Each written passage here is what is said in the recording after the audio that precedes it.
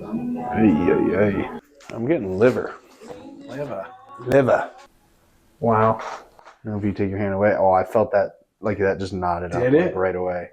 Oh yeah, look at that. Wow. All right, so liver. Doc's neck was very stuck and tight. Everything to the right was not moving well. Oftentimes that's more than just a bone that needs to be adjusted. So we did some muscle testing to figure out what the priority is. And we get liver. When he touched that liver point, his neck moved better. What we're gonna do is we're gonna use this percussion or vibrational tool and kind of remove that viscera. And that should help correct the neck tightness that he's feeling.